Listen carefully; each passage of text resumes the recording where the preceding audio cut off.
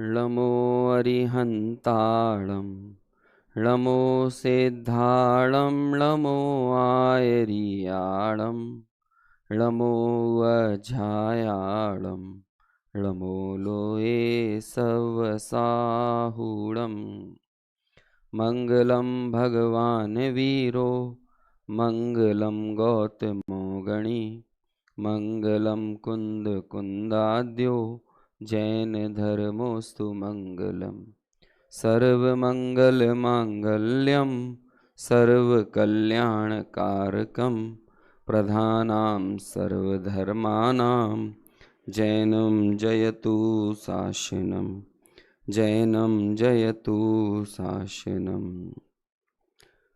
आपने आप में आपको वर लिया, चेतना को स्वयं मैं प्रकट कर लिया।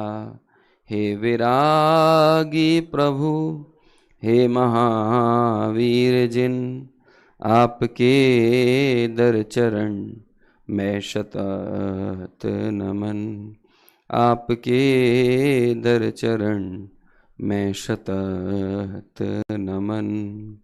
वंदित सव सिद्धे ध्रुवमचल मणोवमं गदिं पत्ते वोच्छामि समय पाहुड मिणमो सुद केवली भणिदम्। नमः समय साराय स्वानुभूत्या चकासते चित् स्वभावाय भावाय सर्वभावान्तरच्छिदे।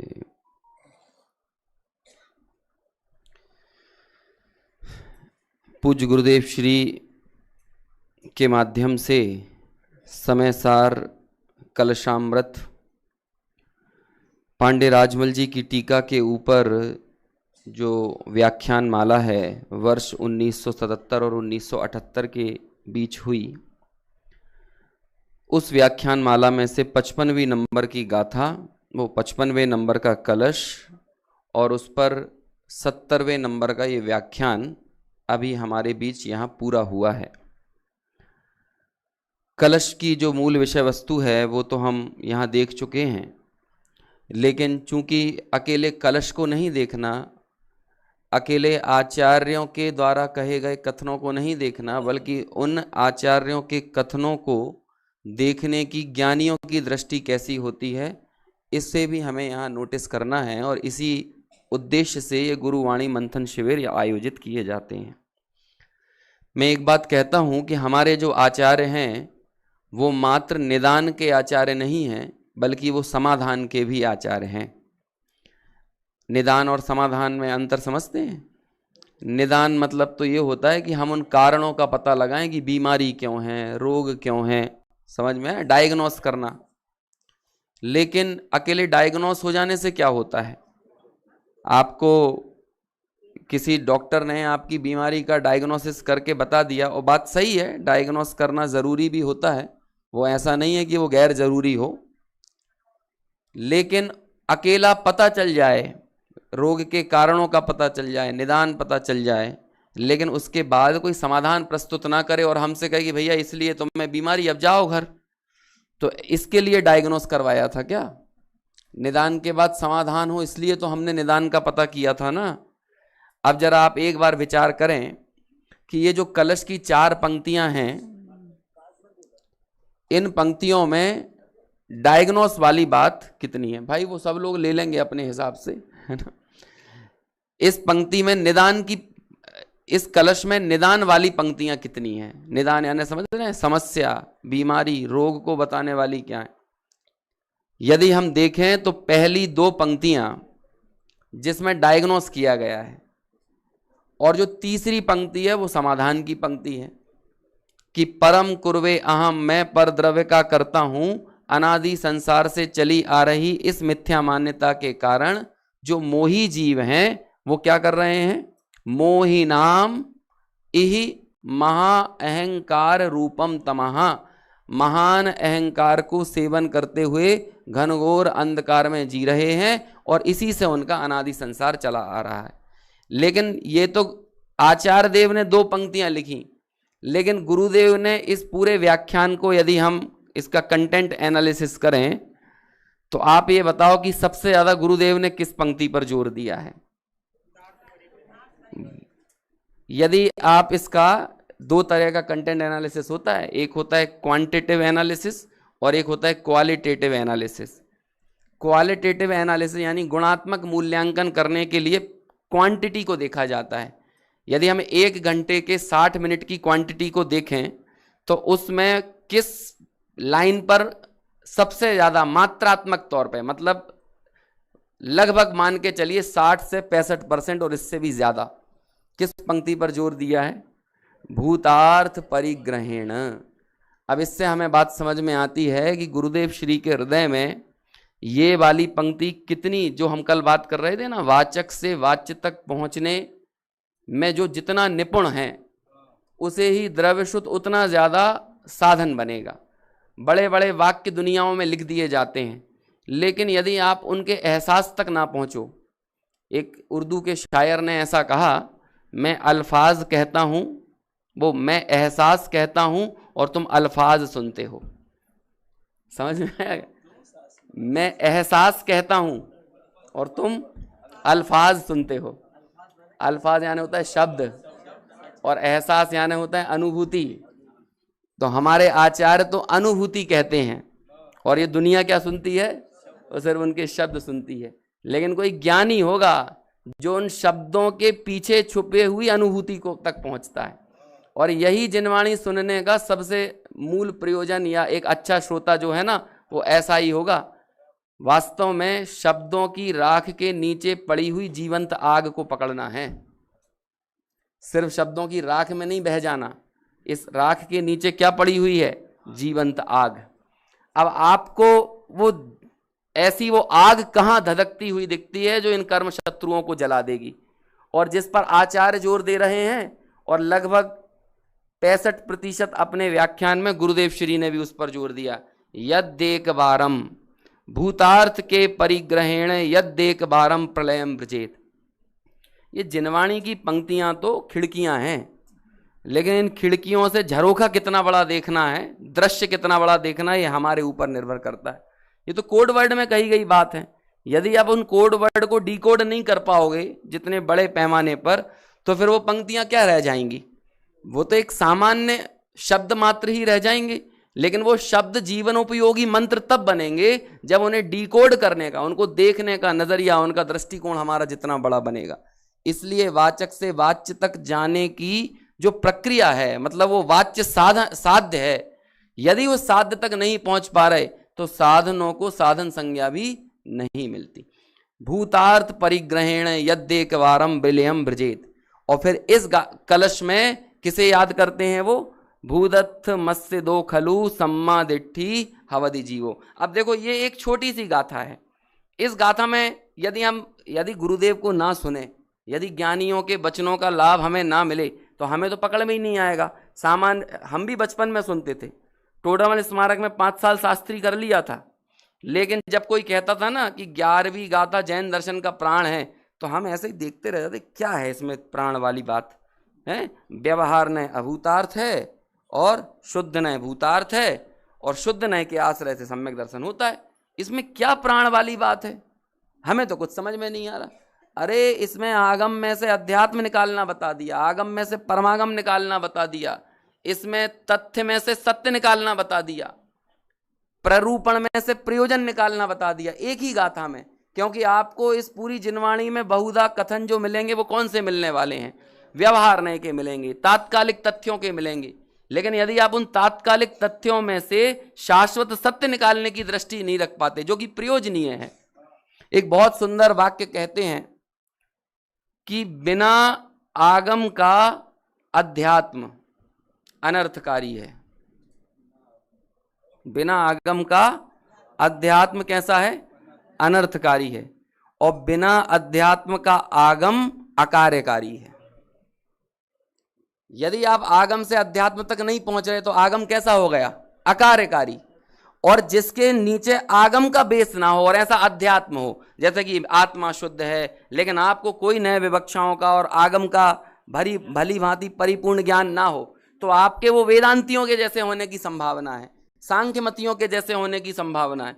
पिछले वाले व्याख्यान में जो अभी पुनीत जी जिसके आधार से बात कर रहे थे, वहां भी गुरुदेव ने दो बातें ली, विज्ञानाद्वैतवादियों की और वेदांतियों की।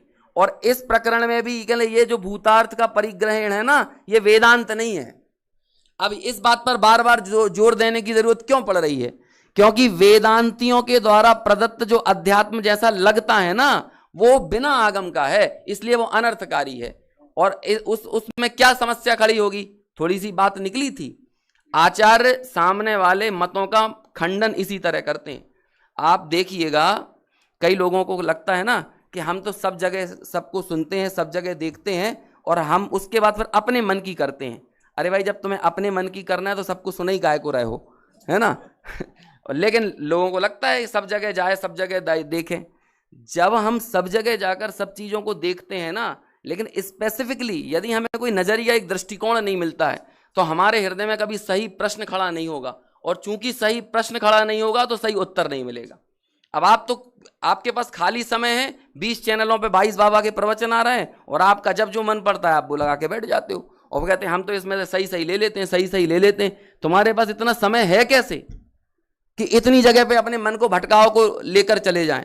हमारे आचार्य जैसे श्लोक वार्तिक जैसे ग्रंथ है ना, आप देखोगे 25-25, 30-30 पेजों में एक बौद्ध मत की स्थापना कर रहे हैं अपने ग्रंथों में, नैयायिकों की स्थापना कर रहे हैं, सांख्य मत की स्थापना कर रहे हैं 25-30 पेजों में।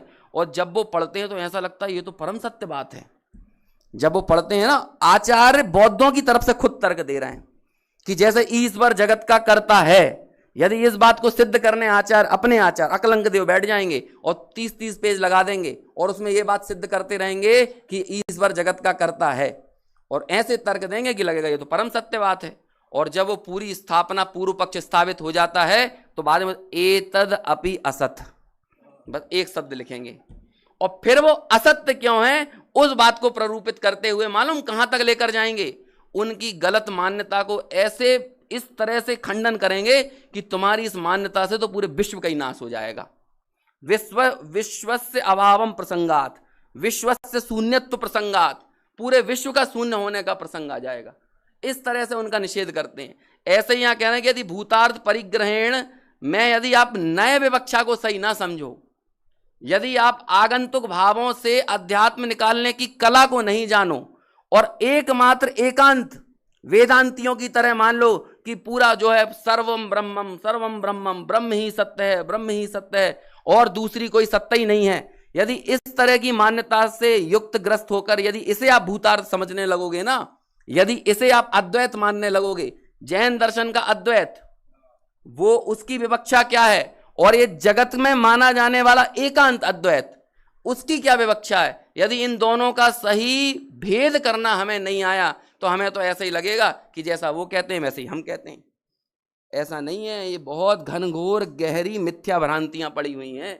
और टोडरमल जी ने इसका ऐसा निषेध किया कि सामने वाला भी अपने असत्य को चलाने के लिए उसमें थोड़ा सा सत्य मिलाता है, क्योंकि पूरा सेगा का सेगा क्या कहते हैं एकदम पूरा का पूरा यदि असत्य ही आ जाए तो कौन खरीदेगा? कांच के कंकड़ों में एक दो तो असली माणिक मोती मिलाना पड़ेंगे कि नहीं, तब जाकर आप कांच के कंकड़ों को बेच पाओगे। अनाज के बीच में यदि पत्थर बेचना हो तो थोड़ा सा तो अनाज मिलाना ही पड़ेगा ना। तो ऐसे ही आपको लगेगा कि इसमें सत्य तो है, लेकिन उस सत्य के बीच में कैसे असत्य हमारे भीतर प्रवेश कर रहा है, ये कब समझ में आएगा? जब क्रमबद्धता से स्वाध्याय किया जाएगा। मैं आपको बोलता हूं, क्रमबद्ध पर्याय से भी ज्यादा जरूरी मुमुक्षुओं के लिए क्रमबद्ध स्वाध्याय है।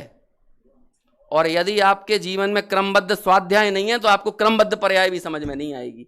और यदि वो क्रमबद्ध पर्याय बिना क्रमबद्ध स्वाध्याय के समझोगे तो सबसे ज्यादा संभावना एकांती होने की होगी। उस क्रमबद्ध पर्याय के माध्यम से वास्तु स्वातंत्र का जो वास्तविक बोध होना चाहिए वो नहीं हो पाएगा। तो अब बोलो, अब आप अपना जीवन कहाँ लगा सकते हो? ये गुरुदेव के 9-9 हजार घंटों के ये व्याख्यान हैं, इन्हें सुनने के लिए तो हमें जीवन की आप देखो ना दिनचर्या के बीच में कितना कम समय मिलता है, और इसकी भी क्रमबद्धता को छोड़कर हम जहां तहां चले जाएं, सबको सुन लें, सबको पढ़ लें। ऐसा नहीं है भाई। हमारे 45 वर्ष तक गुरुदेव ने सब जगह की खार छानी, और उसके बाद जब ये आचार्य कुंद कुंद का अमृत मिला ना, तब वो लगा कि हाँ, ये अमृत चंद्र इस समय सार को अद्वितीय चक्षु क्यों कहते हैं, आ तो अशरीरी थवानु शास्त्र छे, ऐसा क्यों कहते हैं। सब कुछ जाना, सब कुछ सुना, सब कुछ समझा।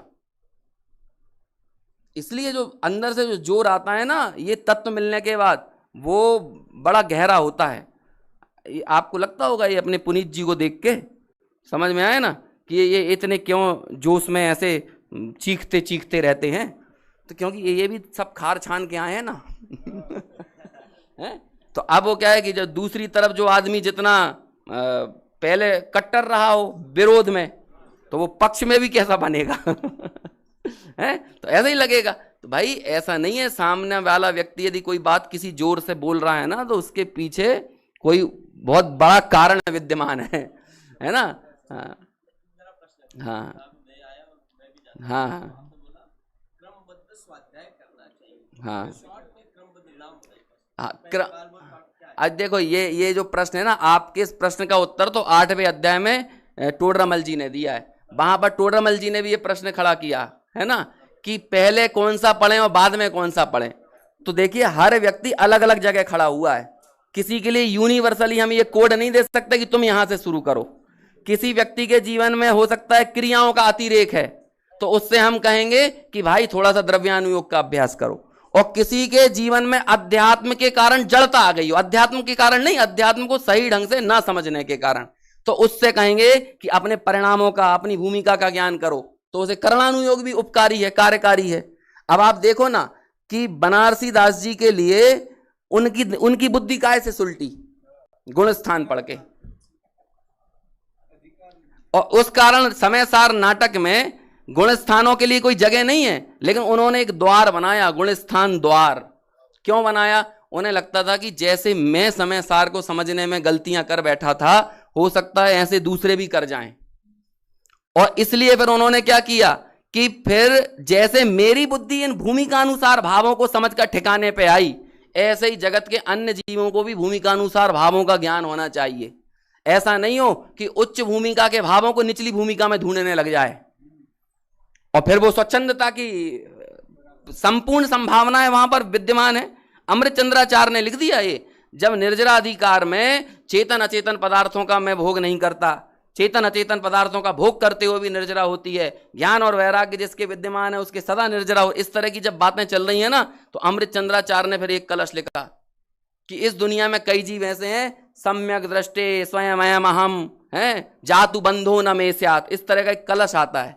उसमें वे कहते हैं, इसका बहुत अच्छा पद्यानुवाद है समय सार नाटक में, जो लो ज्ञान को उदोत तोलो नहीं बंध होत, बरते मिथ्यात तब नाना बंध हुई है, ऐसो भेद सुनी के लग्यो जो वे से भोगनी सो, जोगनी सो उद्यम की रीति तय बिछोई है, बताएं गुरु संत तू कहे मैं समकितवंत, यही तो एकांत भगवंत को वे छोई है। समझ में तो नहीं आ रहा।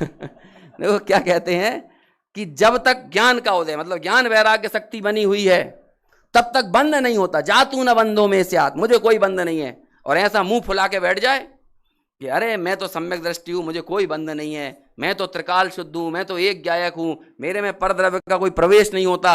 ये बात है कि नहीं अध्यात्म की? अब इसी समय सार में अमृत चंद्राचार्य को यह बताना पड़ रहा है कि तू आत्मा और अनात्मा के अवगम से तो रहित है, यानी भेद विज्ञान से रहित है, और बिना भेद विज्ञान के माने पड़ा हुआ है एकांत कथनों को पकड़कर कि मैं तो त्रिकाल शुद्ध हूं, मैं तो त्रिकाल शुद्ध हूं। तो कहते हैं ये एकांत भगवंत को बिछोई है, माने तुझे तेरे त्रिकाल स्वरूप से दूर कराने वाला है और अंध कुएं में धकेलने वाला है। ये उसके लिए लिखा कि नहीं? अब ये अमृत चंद्र भी जानते हैं कि कहां कौन से कथन के गलत साइड इफेक्ट हो सकते हैं। इसलिए समय सार की ये पूरी शैली ऐसी है कि आपके जीवन में पर्याय मूलता रहने नहीं देंगे और स्वच्छंदी होने नहीं देंगे। ये दोनों ही चीजें हैं।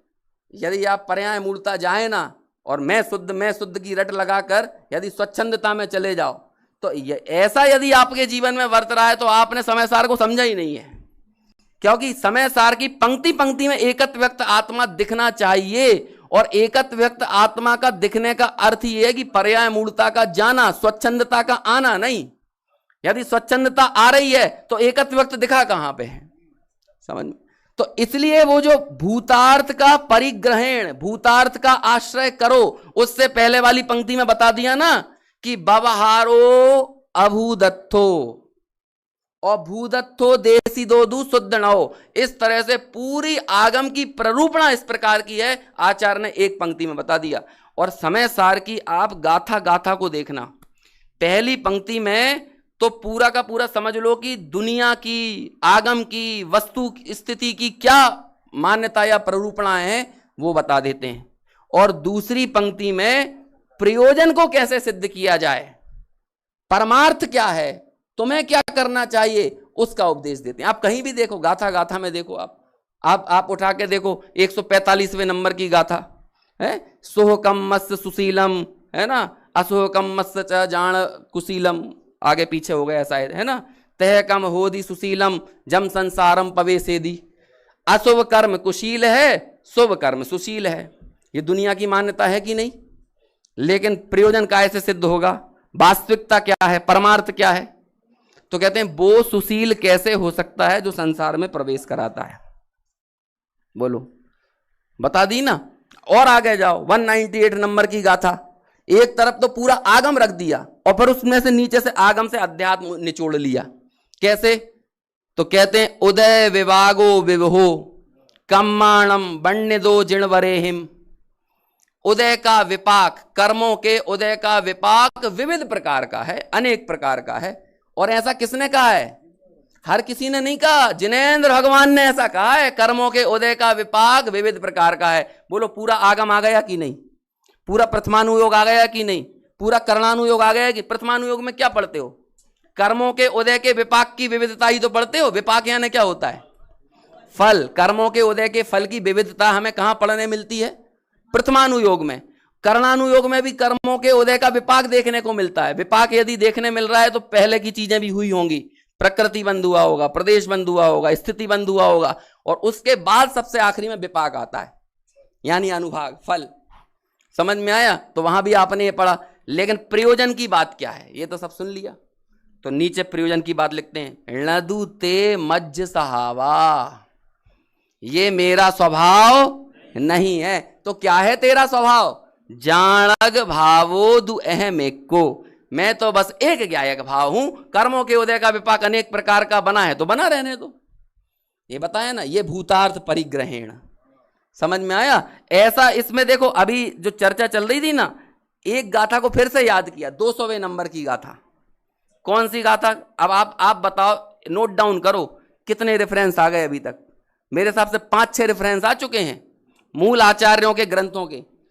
कायदा तो ये कहता है कि हम लोग जो गुरुदेव श्री हल्का सा छेड़ देते हैं ना एक प्रसंग को, 200वीं गाथा में तो एम कहे छे, और फिर उस गाथा की सिर्फ एक लाइन पढ़ते हैं जो मूलभूत अपने विषय से संबंधित हो। लेकिन कायदा ये कहता कि हमें एक बार वो पूरी गाथा देखना चाहिए, क्योंकि तब जाकर हमें पकड़ में आएगा कि ये 200वीं गाथा में आखिर बात क्या चल रही है। 92वीं गाथा में उन्होंने अपने मुद्दे की बात ले ली, लेकिन 92वीं गाथा में पूरी क्या चर्चा आई है उसे हमें पूरा डिटेल में जाकर देखना चाहिए। और ये इस तरह से जब हम समझेंगे तो सांगोपांग रूप से इसका जो भाव है वो समझ पाएंगे। क्योंकि ईमानदारी से बात यह है, गुरुदेव जब व्याख्यान करते थे तो श्रोतानिष्ठ होकर नहीं करते थे, आत्मनिष्ठ, मतलब व्यक्तिगत आनंद को महत्व देते हुए करते थे। और यही वजह है कि भिन्न भिन्न श्रोताओं के बीच में भी उनके व्याख्यान की धारा एक जैसी होती थी। अभी हमारे साथ ऐसा नहीं हो सकता है। हम यहाँ देखेंगे यहाँ पर ज्यादा भैया गुरुवाणी मंथन शिविर है तो इन सबके तो बेसिक्स क्लियर हैं, तो हमें यहाँ पर ज्यादा क्या कहते हैं नीचे जाकर सामान्य बात नहीं करना है, तो हम वैसी बात करेंगे। और हमें यदि ऐसे लोग अरे एकदम नए नए लोग हैं तो हम ये त्रिकाली ध्रुव वाली बात नहीं करने बैठ जाएंगे। फिर हम वहां पे क्या करेंगे, उन्हें बेसिक से चीजें सिखाएंगे, 6 द्रव्य 7 तत्व 5 पाप 4 कसाय, ऐसा सिखाएंगे। लेकिन गुरुदेव ने अपनी व्याख्यान की धारा को छोड़ा नहीं। यहां तक कि इष्टोपदेश पर चर्चा चलती है ना, वहां भी त्रिकाली ध्रुव को छू के आ जाते हैं। एक बार की बात है 2019 में देवलाली में गुरुदेव श्री की जयंती पे मैं भी था और छोटे दादा भी थे वहां पे। तो छोटे दादा ने गुरुदेव की जयंती पे एक बात कही, वो आज भी मेरे दिमाग में है, बाद में भी उन्होंने कई बार कही है। उन्होंने कहा कि हजारों की भीड़ में हजारों को ना देखकर एकमात्र अपना वेदन करते हुए हमने गुरुदेव को हजारों बार देखा है हजार बैठे हुए, लेकिन वो हजारों को नहीं देखना, उसके बीच में भी वो अपने में कब चले जाते थे, अपने को देखना, एक को देखते हुए हमने हजारों बार देखा है। और ज्ञानी की स्थितियों को बहुत अच्छे से समझ सकता है। अब आप बताइए, जो श्रोता निष्ठ ही नहीं था, जो आत्मनिष्ठ होकर जो अपने व्याख्यानों की संपूर्ण प्ररूपणाएं दे रहा हो, तो उन्होंने यदि किसी गाथा को टच किया है, याद किया, उनके दिमाग में तो उस गाथा का पूरा विषय झूल गया है, लेकिन व्याख्यान में कितनी बात आ पाएगी? वो एक लाइन जो मूल मुद्दे से वहां पर संबंधित है, लेकिन उन्होंने तो वो पूरे प्रसंग को याद कर लिया, पूरी गाथाओं के। तो यदि हम भी इसका मंथन करना, मथना है ना ये गुरुवाणी मंथन, तो मंथन से इतना थोड़ी हो जाएगा कि हमने 20 मिनट का सुना और फिर 40 मिनट हमने बोल दिया, बल्कि असल मंथन तो तब होगा कि वो जिन जिन रेफरेंसेस के पास जा रहे हैं, हम उन रेफरेंस से इस विषय को रिलेट करके देखें। समझ में आया ना? यदि ऐसा कर पाए तो फिर वो मंथन है। हालांकि मुझे आपकी बहुत महिमा आती है कि आप सुबह 6 बजे से और 11:30 बजने को आए हो और तो भी सजगता के साथ बैठे हुए हो, है ना? और वो भी हम ऐसी बात करते हैं, भूतार्थ परिग्रहण, त्रिकाली ध्रुव और वेदांत आदि मतों से उसकी पृथकता, इस शुद्धात्म की क्या कहते हैं, शुद्ध नय की भिन्नता बताते हैं, और लेकिन तब भी इन बातों को सुनने के लिए आप धीरज से बैठते हो, तो इसमें आपकी महिमा तो है। लेकिन हम 4-5 दिन सबको छोड़ के ही आए हैं ना, तो फिर बाद में जो थोड़ा बहुत घंटा 1.5 घंटे का भी समय मिले तो उसमें एक बार वो ग्रंथ खोल के उन रेफरेंस को देख लेना चाहिए। तब तो वो 5 दिन के लिए हम जिस तरह से यहां पर जिस प्रयोजन को साधने के लिए आए, वो सही मायने में सद पाएगा। क्योंकि हम चाहे कितनी भी कोशिश कर लें, जो बातें हमें भी कहना चाहिए इन विषय में से, वो कह पाना संभव नहीं हो पाता है। बहुत कुछ कह देने पर भी बहुत कुछ अधूरा रह जाता है, और जो अधूरा रह गया ना, ज्यादा अर्थ वहां पर है, जो कह दिया गया उसमें नहीं है। वक्तव्य 3 होते हैं, अवक्तव्य 4। इसलिए कितना भी कह दिया जाए, ना कहा हुआ हमेशा ज्यादा रहेगा। बात समझ में आई है? स्याद अस्ति, स्याद नास्ति, स्याद अस्ति नास्ति, बस 3 वक्तव्य हैं। और अवक्तव्य कितने हैं? स्याद अवक्तव्य, स्याद अस्ति अवक्तव्य, स्याद नास्ति अवक्तव्य, और स्याद अस्ति नास्ति अवक्तव्य। तो बोलो अवक्तव्य का ज्यादा बड़ा पेट है कि वक्तव्य का है? अवक्तव्य का है। तो जो नहीं कहा जा रहा, बिटवीन द लाइन्स है ना, उसे पकड़ने की यदि ट्रिक है, तो ऐसे ही अब जैसे गुरुदेव बहुत सारे स्थानों पर ठहर जाते हैं, अब वो ठहराव में कितना अर्थ है, इसे पकड़ने के लिए क्या करना पड़ेगा? उस अवक्तव्य को, उस अनुभूति को, उस एहसास को समझना पड़ेगा। ये जो वर्ड टू वर्ड की जो प्रवचन मालाएं चली ना, अब जैसे कि पहले पूरा जीस्ट लेके गुरुदेव के जो प्रवचन थे उनको प्रस्तुत कर दिया गया, जीस्ट लेके, सार लेकर। लेकिन अब सार लेकर तो क्या होगा, एक वो ऐसी प्ररूपणा लगती थी कि हाँ मान के चलो विषय का प्रतिपादन मात्र है, लेकिन उस विषय से व्यक्ति का जुड़ान किस तरह से है, ये हमें तब समझ में आता है कि जब वो वर्ड टू वर्ड में कहां कितना रुके, किस चीज को कितनी बार रिपीट किया। तो अब जैसे यहां पर भूतार्थ परिग्रहण वाली बात चल रही है, यदि इसका जीस्ट लेके आपको लिखना हो तो आप क्या करोगे? यदि 4 बार गुरुदेव बोल रहे हैं, 4 बार थोड़ी लिखोगे, आप तो एक ही बार लिखोगे। अब वो 4 बार कह रहे हैं, इससे बात पता चलती है ना कि इस पूरे विषय में जोर देने वाली बात कौन सी है, निदान जोर देने लायक है कि समाधान जोर देने लायक है। अब बोलो इस कलश में समाधान क्या है? भूतार्थ परिग्रहण यद्येक वारम विलयम ब्रजेत। एक बार भूतार्थ के परिग्रह से यदि ये विलय को प्राप्त हो जाए तो फिर दोबारा इसके उठ खड़े होने की संभावना नहीं है। और चौथी लाइन में समाधान देने के बाद क्या बोलते हैं? प्रश्न पूछ लेते हैं सीधे। क्या प्रश्न पूछ लिया? तत्किम ज्ञान घनस्य बंधनमो भूयो भवेद आत्मना। आप तो मुझे ये बताओ कि जिस व्यक्ति ने इस संपूर्ण परद्रव्य के कर्तृत्व को छोड़ दिया है, भूतार्थ का परिग्रहण किया है, दुनिया की कौन सी ताकत है जो उसको दोबारा बंधन में करा सके? और अभी आपने देखा गुरुदेव ने क्या कहा? उन्होंने कहा कि आगम में ऐसी बात आती है कि समकिति गिर जाता है।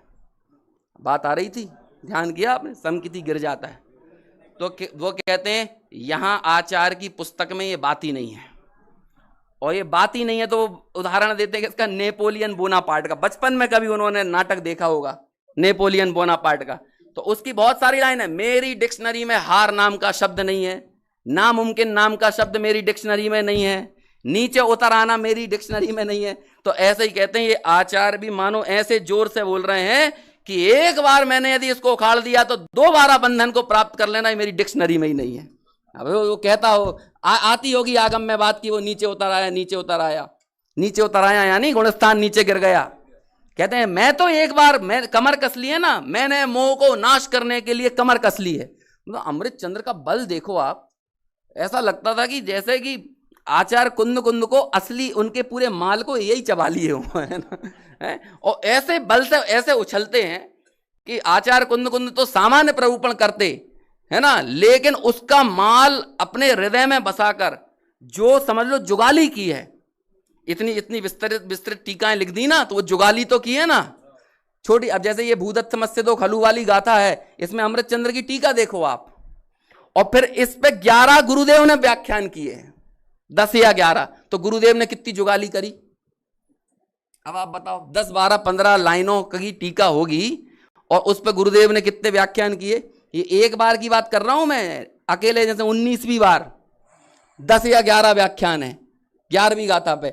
और अभी ये 4 कलशों पर 1 घंटे का ये पूरा 15-16 मिनट का पिछला, और अभी अगला और आना है 15-16 मिनट का, 1.5 पौने 2 घंटे।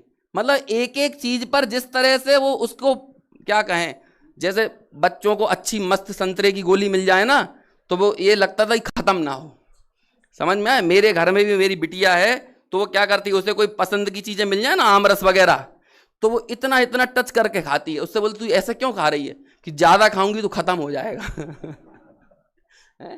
तो माने ऐसे ही आनंद आ रहा है ना इसी बात में, भूतार्थ परिग्रहण यद्दे का बारम विलयम ब्रजेत, आनंद आ रहा है ना। अब जरूरी है आगे बढ़ना, कहीं का सिलेबस पूरा करना है, ट्रेन छूटी जा रही है, नहीं ऐसा नहीं है। और जहां लगता है कि हाँ अब चलो आगे चलना चाहिए, तो सहज ही आगे बढ़ जाते हैं। समझ में आया। और फिर तो ऐसे आगे बढ़ जाते हैं कि मान के चलो कि वो विषय यदि समय पर पूरा हो गया हो तो बस वहीं रुक गए, लेकिन भीतर में बैठकर तो जो उसका आनंद चल रहा है वो तो निरंतर उनके भीतर में बहता ही रहता है। ऐसा है भूतार्थ परिग्रहण यद्देक वारम विलयम ब्रजेत। तो यहां ये 200वें नंबर की गाथा को वे याद करते हैं। आप ये देखिए पेज नंबर कितना था, 500 होगा, हाँ 500 करेक्ट, 500। प्रवचन सार 200 गाथा में आता है ना कि ज्ञायक भाव तो ज्ञायक भाव त्रिकाल रहा है, भले उल्टा माने। अनादिकाल से उल्टा ही तो माना है हमने, ज्ञायक को ज्ञायक कहां माना। अनादिकाल से जो काम हम अनवरत रूप से निरतिचार रूप से करते चले आ रहे हैं ना, वो क्या है, आत्मा का खात्मा। ये अनवरत रूप से चल रहा है, निरतिचार है ना, इसमें कोई अतिचार नहीं पड़ रहा है। मैं आत्मा नहीं हूं, मैं संयोग हूं, मैं निमित्त हूं, मैं राग हूं, इत्यादि रूप की जितनी जितनी मान्यताएं हैं, उन सर्व मान्यताओं में अनवरत रूप से क्या धारणा भीतर में बैठी हुई है कि बस मैं आत्मा नहीं हूं। जो अपने आप को आत्मा नहीं मानता वो अपने आप को पूरे विश्व रूप मानता है। बोलो वो क्या नहीं मानता। अरे आपका बायोडेटा बनवाया जाए, बोलो क्या क्या लिखोगे उस बायोडेटा में। मैंने ये डिग्री की, मेरा गोत्र ये है, मैं यहाँ का रहने वाला हूं, मैंने इतनी इतनी डिग्रियां हासिल कर ली हैं, मेरे इंटरेस्ट ये हैं, लेकिन बोलो आपके उस पूरे बायोडेटा में कहीं पर ये है कि मैं आत्मा हूं। लोगों के 6-6 पेज के पोर्टफोलियो बनते हैं, उसे भी बायोडेटा को, रिज्यूमे को भी पोर्टफोलियो बोलते हैं, है ना। अकेला वो शेयर मार्केट का ही नहीं होता। बोलो लेकिन उसमें कहीं भी आपको आपके पोर्टफोलियो में ये दिखाई देता है, या चलो तुम्हारे शेयर मार्केट के पोर्टफोलियो में पूछ ले कोई, भाई कितने का पोर्टफोलियो है, तो क्या क्या बताओगे। लेकिन तुम्हें उस पोर्टफोलियो में अपने निज गुण दिखाई देंगे। आचार्य से पूछो हमारी संपदा क्या है, तो क्या बताएंगे वो, उपयोग मेरी संपदा है। उपयोग मेरी संपदा किसे, प्रॉपर्टी किसे कहते हैं। बचपन में पढ़ते थे ना, सोडियम की प्रॉपर्टी क्या है, निकल की प्रॉपर्टी क्या है, ये धातुएं आती हैं जो उनकी प्रॉपर्टी क्या है। उसे प्रॉपर्टी क्यों कहते थे, क्योंकि उसे उससे अलग ना किया जा सके।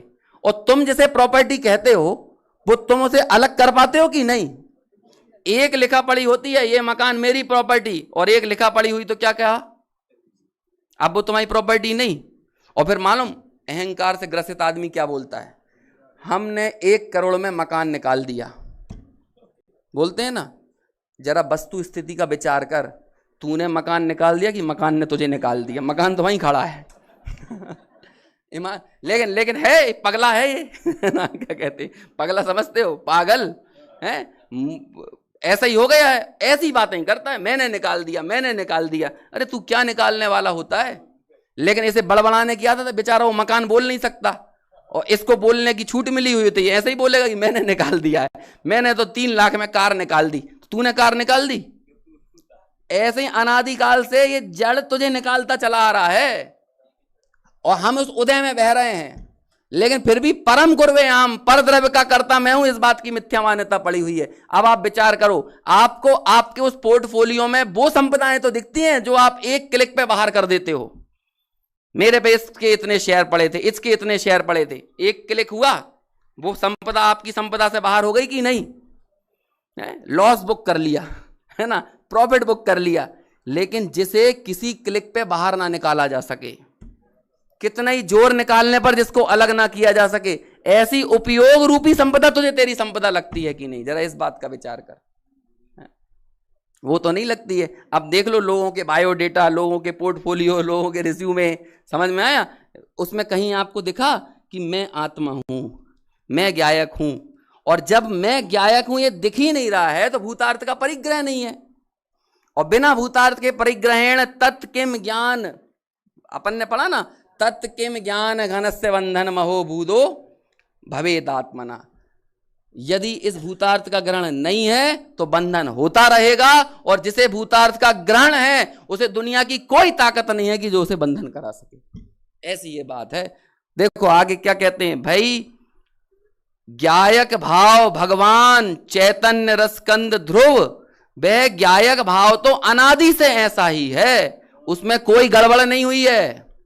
अनचेंजेबल, चेंजेस के बीच में भी अनचेंजेबल, समझ में आया ना?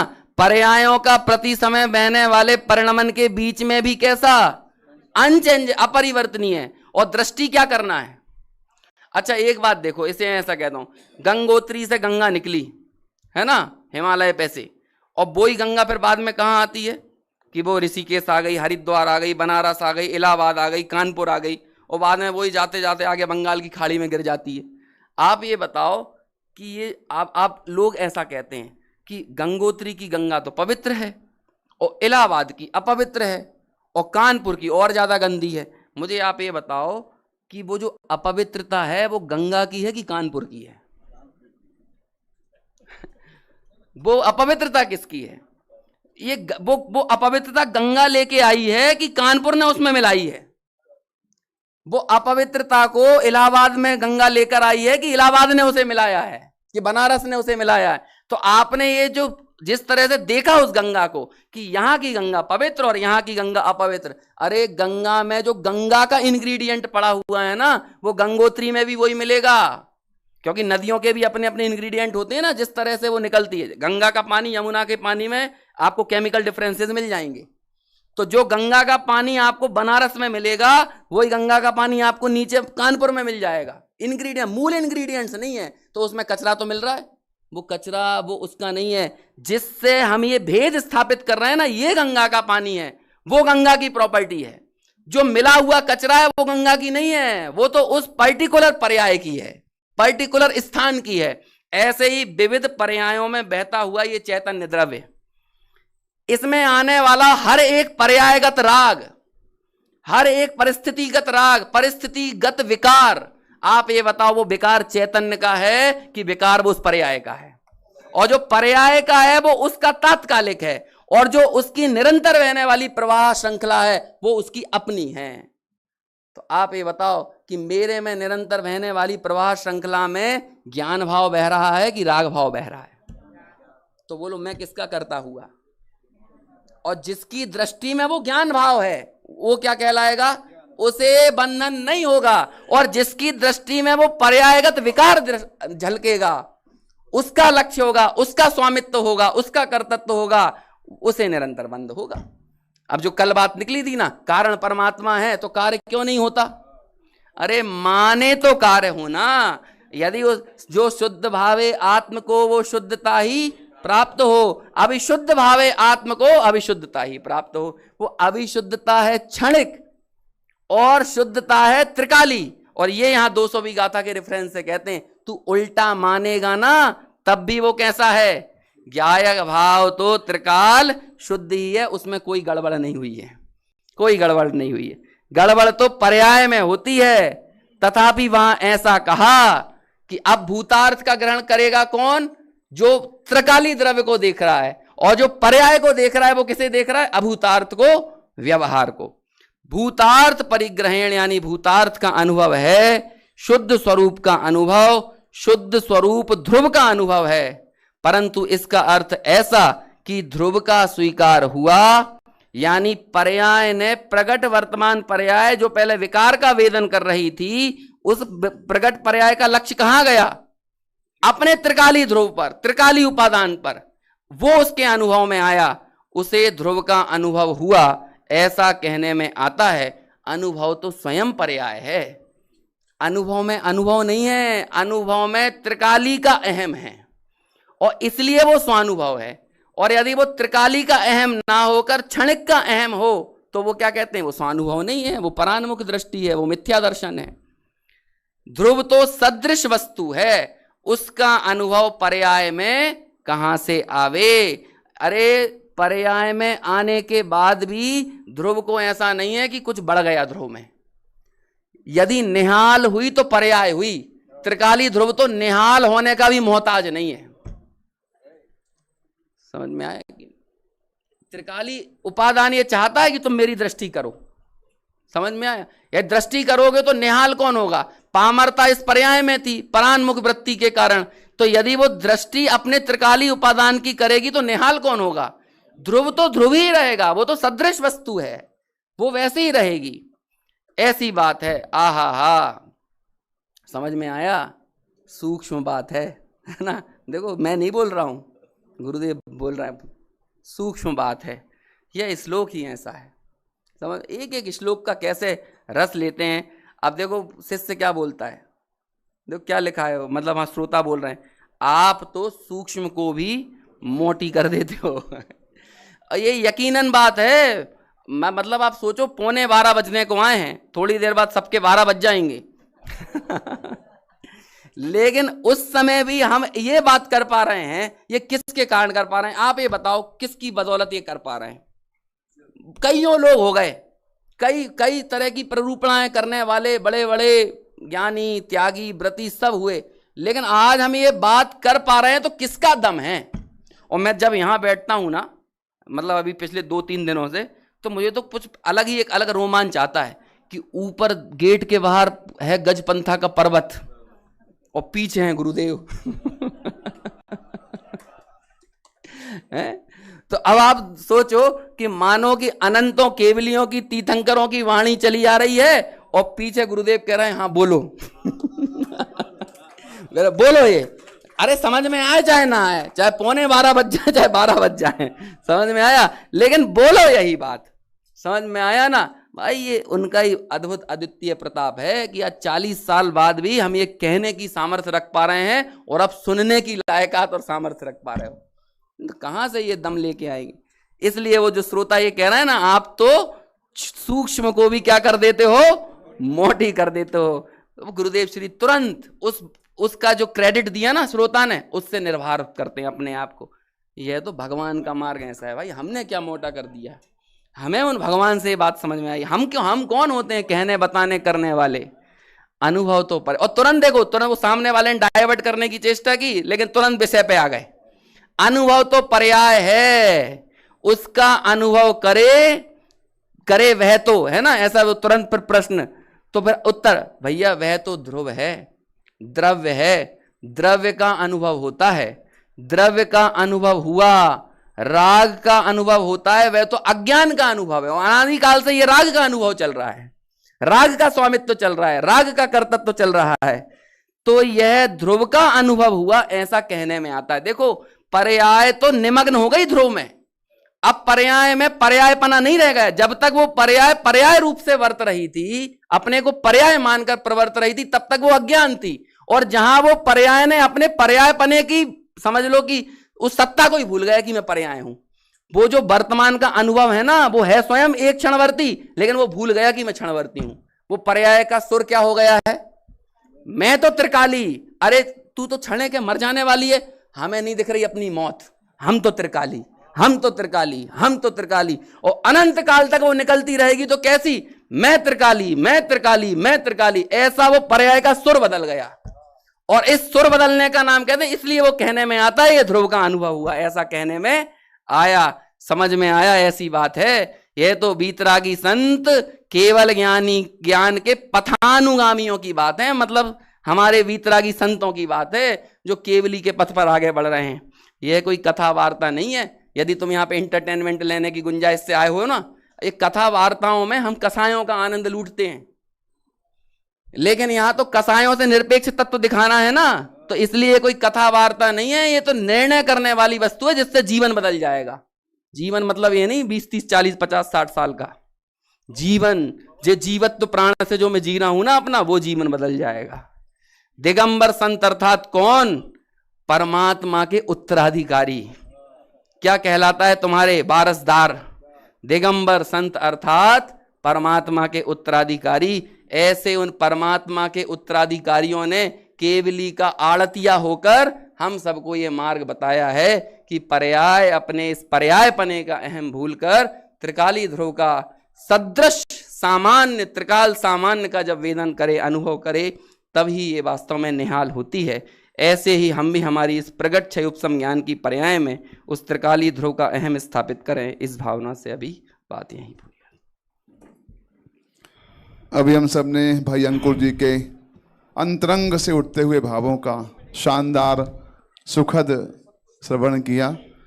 आपको मालूम है कि जब मैं अक्सर कई मंचों से कहा करता हूं कि 2015 के बाद बाबू जुगल किशोर जी युगल का देहावसान हुआ, उसके बाद मानो हर वर्ष कोई ना कोई विद्वान समाज से जाता रहा। पिछले लगभग 11 वर्षों में समाज के 20 से ज़्यादा विद्वान उनका स्वर्गारोहण हो गया। ये लगता था अभी इतनी बड़ी मिशन को कौन संभालेगा, कौन इसके आगे बढ़ेगा। और चेतन भाई मेहता जैसे विद्वान, हमारे वीरेंद्र जी आगरा से विद्वान चले गए और वहाँ अपन देखें तो और विद्वानों का देह विलय हो गया। लेकिन हम सबकी होनहार अच्छी है और जिन शासन को जीवंत रहना है, तो ऐसे विद्वान प्रकट हो गए जो आज जिन शासन के बागडोर को संभाल कर चल रहे हैं। तो हमें बहुत खुशी है कि इतने युवा वय में हमारे अंकुर जी शास्त्री से विद्वान, पुनीत जी से विद्वान तत्व ज्ञान की मूल धारा को यथावत रूप से आगे बढ़ा रहे हैं। ये हम सबका बहुत बड़ा भाग्य है। हम बहुत अंतरंग भावों से अंकुर जी का, पुनीत जी का, पूरे जिन जिन विद्वानों का श्रम है उनके प्रति अपना अहोभाव व्यक्त करते हैं। बस भावना ये ने कहा, कौन सुना इतनी ये बात, ये मूल तत्व ज्ञान की बात यथावत मिलना चाहिए। तो सबका कर्तव्य ये है कि हम इस धारा को अक्षुण्ण बनाए रखें, मिलावट ना होने दो। इन्हें बहुत बढ़िया इस बात को पिंच की कि गंगोत्री की गंगा और जो गंगा इलाहाबाद की है, दोनों में कोई अंतर नहीं है। गंदगी तो इलाहाबाद की, गंदगी तो कानपुर की है, गंदगी तो रास्ते पड़ने वाले मार्गों की, ये गलती वहां के निवासियों के जो गंगा में गंदगी मिला रहे हैं। कहीं ऐसा ना हो जाए कि गुरुदेव की गंगा से निकला हुआ अमृत हमारे पास आके गंदा बन जाए। तो कितनी बड़ी जिम्मेदारी है। हम सब भावना करते हैं कि ऐसे 10 विद्वान चाहिए हमको, ज़्यादा नहीं चाहिए हमको, 10 विद्वान मिल जाए हमको, इस तरह से हम देश में तूफान मचा दें। हम तो ख्याल में आया, लेकिन वो मिलते नहीं है, क्या करें, छोड़ा कहा बहुत जानना बड़ी समस्या है। एक निवेदन ये, जिन्होंने कल रात्रि को राशि लिखवाई थी संगोष्ठी के बच्चों की, उनको आज हमारे कुलभूषण जी जा रहे हैं, नासिक जा रहे हैं, तो हम उनकी भावना है कि हम शाम को ही दे दें गिफ्ट बच्चों को, आपके सामने ही। वो चक्कर नहीं दिया कि नहीं दिया, दिया कि नहीं दिया, तो उनका क्या सामने दे देंगे आपके। तो निवेदन है, जिनकी राशि लिखवाई थी वो राशि आप वहाँ जमा करा दें। हाँ, आपको देना है। हाँ, हमारे अजीत जी पाटिल साहब यहाँ विराजमान है। अच्छा, आपने दे दिया। हाँ, आपने दे, जिनके बाकी हैं उनको दे देवें, और मैं भी दे देता हूँ अपनी राशि, रूम से लाना पड़ेगी, तो आप उनको दे दें। सेकंड सूचना ये है, ये तो बच्चों के लिए है। यद्यपि गुरुवाणी मंथन शिविर है, वो कहाँ गुरुवाणी मंथन कहाँ सीधा, लेकिन बच्चे तो आप घर में आपके हैं। जो चहकती चेतना पत्रिका है, जो जबलपुर से पिछले 20 साल से निकल रही है, और देश के ना पूरे विश्व के जैन समाज की सिंगल पत्रिका बाल युवा वर्ग के लिए है। कोई चलाने वाला नहीं है, हम ही प्रयास करते रहते हैं। तो 20 साल में अनेक आपदाएं आई, आंधियां आई, तूफान आए, बारिश हुई, लेकिन ये पत्रिका हमने बंद कभी करने का वो कोई हमको इसमें इनकम भी नहीं है। 500 रुपया 3 साल का मेंबरशिप शुल्क है। कितना कितना महावीर साहब? 500 3 साल का। 500 में क्या आता है आज का? आपका पट्टा 500 का आया हुआ गले का, तो क्या में आया। और लेकिन हमारी भावना ये है कि मात्र भावना से, कोई फंड नहीं है इसका, प्रसम जी, फंड जीरो है इसका। बस 3 महीने में 2 साधन दे देते हैं, उससे फिर काम चल जाता है। यही चल रहा 20 साल से आया। तो हम 3-3 महीने जो मेंबरशिप की राशि आती है तो कोई दे देता भाई 5000 हमारी ओर से, 2100 हमारी ओर से। उस राशि से ही समझो कि खाओ कमाओ, आज कमाया आज खाए वाला मामला है। लेकिन किस्मत है कि ये पत्रिका 20 साल से आज तक एक अंक भी इसका गैप नहीं हुआ। तो मेरा भावना है, हम कोई राशि नहीं मांग रहे हैं आपसे, हम तो ये कह रहे हैं आप इसके मेंबर बन जाओ आप। तो हाँ, आप इसके मेंबर बने, आपके घर में बच्चे हों उनको मेंबर बनाए, आपके बच्चों के बच्चे होंगे, मौसी के होंगे, चाचा के होंगे, भाई के होंगे, कोई तो होंगे कि नहीं होंगे? अरे हैं कि नहीं? तो मेरा निवेदन है आपके मेंबर बने। 500 में 3 साल और 10 साल का 1500 रुपया, 10 साल का। आजीवन का नहीं होता, आजीवन हम ही नहीं है, तुम क्या तुम्हारे आजीवन बना देंगे? हम मर जाएंगे, वो लगे वैराग्य, पैसा खा के चले गए, तो क्या करेंगे वैराग्य इसमें भैया? 10 साल का, हमें लगा 10 साल बहुत होता है, क्या 10 साल ही जीवन है, थोड़ा और बचा है, इतना ही होगा, और 5 साल और बढ़ा देंगे, हमें क्या फर्क पड़ने वाला है? लगेगा भाई अपना स्वास्थ्य ठीक है, और 5 साल और 5 साल है क्या? नहीं, वो अगली पर्याय में देखेंगे ना, फिर नई पत्रिका निकालेंगे। तो आप सबसे निवेदन है, आप इसके मेंबर बने। कुछ सैंपल लेकर आए हैं हम, आप देख लें, और ऑनलाइन भी आप हमारे नंबर पर अथवा गूगल फॉर्म भर करके मेंबरशिप ले सकते हैं। आप मेंबर बने, ऐसी मंग। आप बच्चों को गिफ्ट देते हैं? पैसे नहीं देते? आपके जो घर के होंगे उनको ये दे दो गिफ्ट में कि हमने आपको मेंबर बना दिया 500 रुपये में। बच्चों को केक आ रहा है आजकल, 2-2 हज़ार केक आते हैं जो खाए, और ऐसे तूफान है, केक आता तो महंगा आता है, बच्चे तो उसमें हाथ मार करके पूरा मुंह में चपोड़ देते हैं, कर हम बर्थडे मना लिया। क्या करो अब? ठीक है जो है, अपन तो भैया तूफान में दीपक जलाने का प्रयास कर रहे हैं, जला रह गया तो भाग्य बुझ गया, तो उनका भाग, अपने को क्या है, अपन तो जलाने की प्रयास तो किया कम से कम। हाँ, देखो मुझे बहुत खुशी हो रही है कि वास्तव में ये समय है और बहुत शांति से और सजगता से, इंटरेस्ट से आप देखते हैं, तो हमारी जो मेहनत है वो सफल हो रही है, हमें भी लाभ हो रहा है। तो मैं कुछ सूचनाएं देता हूँ, है ना, आप थोड़ा ध्यान से सुनिए। पहली सूचना है कि कुछ लोग कल या आज भी शाम को जाना चाहते हैं, उनको नाश्ता लेके जाना है। हम कितना नाश्ता बनाएंगे हमें, और फिर वेस्ट हो जाता है। तो हमारे ओम प्रकाश जी, नीलम बताओ क्या करना है, और फिर दूसरी। जय जिनेंद्र, जिन जिन लोगों को साथ में कल पार्सल चाहिए, जैसे कि अगर कल कोई 12 बजे जा रहा है और ट्रेन आपकी मतलब कल दूसरे दिन पहुंचने वाली है, चौवियार की व्यवस्था नहीं हो सकती है, वो प्लीज़ अभी आप भोजन करने आओगे तो ओम प्रकाश जी के पास कल के लिए पार्सल के लिए, टिफ़िन पार्सल के लिए कूपन प्राप्त कर लीजिए, तो हमको भी संख्या समझेगी और आपकी भी व्यवस्था हम लोग अच्छे से कर पाएंगे।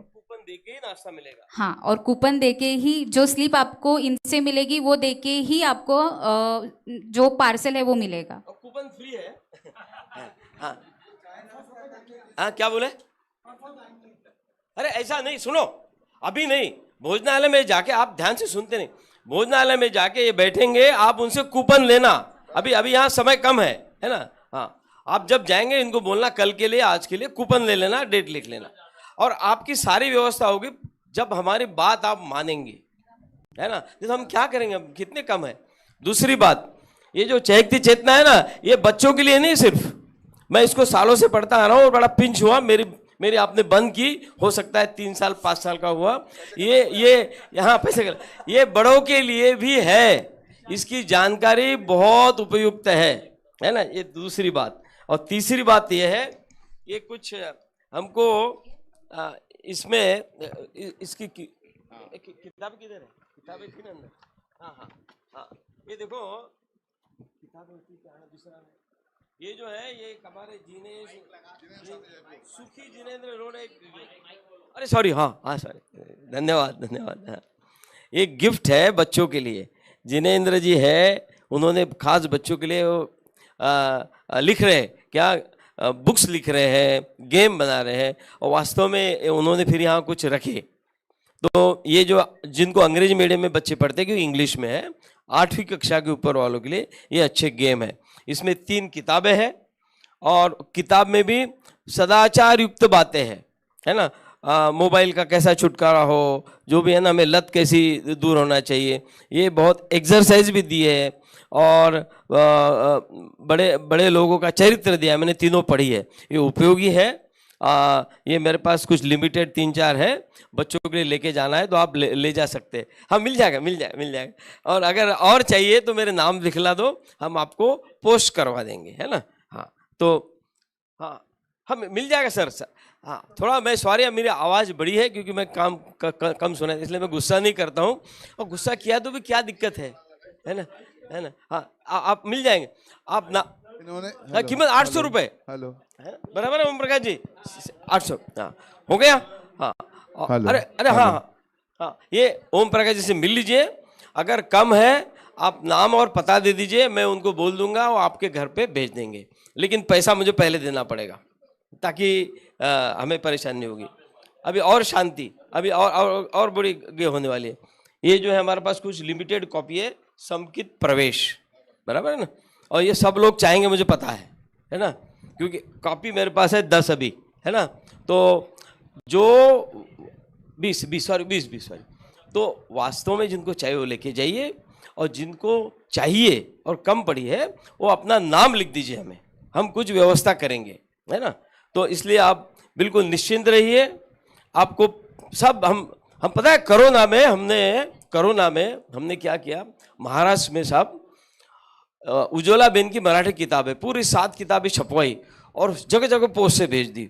और हमें इतने मैसेज आए, कोरोना में फ्री थे। तो यहाँ तक हम आपकी सेवा करने के लिए तैयार हैं, और आप भी हमें कुछ सहयोग करो। क्या, जैसा मैं बोलता हूँ, जैसा एक किताबें है, अभी हमने लाई 100-150 और हमने वहाँ रख दी। अभी कितनी है क्या है, मुझे एक लाइब्रेरियन चाहिए, लाइब्रेरियन रखना है तो ट्रस्ट को कितना खर्चा करना पड़ेगा, कम से कम 10 से 15 हज़ार रुपये पर मंथ देना पड़ेगा। तो मैं लाइब्रेरियन भी चलाऊंगा, है ना। तो ये भी कुछ ऐसी स्कीम है, तो जिनको कुछ भाव हो, जबरदस्ती नहीं, तो हम और आपकी सेवा कर पाएंगे। तो अभी ऐसा है, 20 किताबें हाथ ऊपर उठाओ किनको इंटरेस्ट है। हाँ, एक मैं दे दो सबको, 2 इंटरेस्ट जिनको है 3-4। हाँ, लेडीज, हाँ तो बढ़िया, हाँ तो 20 है। तो जिनको इंटरेस्ट है आइए आप एक, है ना। हमारे विराग जी बराबर देंगे जो स्वाध्याय है, बाकी मतलब जिनवानी स्तुति के बाद। वाह, बहुत बढ़िया। अच्छा को बोल दिया, मैं तेज क्यों बोलता हूँ, क्योंकि मुझे कम सुनाई पड़ता है। अच्छा, नहीं, अरे बहुत सही बोला, जरा बराबर है आपका, बिल्कुल नहीं, ये साइकोलॉजी है, ये तो उनके परिणाम बहुत पवित्र हैं। और अब भाई चलो खड़े हो जाओ, अब क्या है निज निधि निज में बताई, यह अनंत उपकार है, उसके लिए जिन वाणी माँ को वंदना शत बार है, वंदना शत बार है।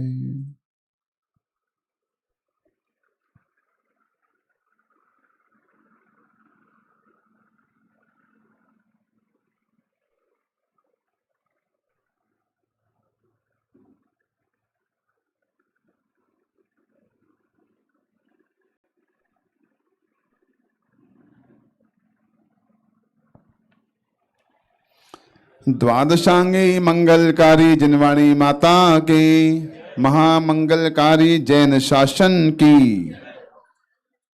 जिन्हें ये चाहिए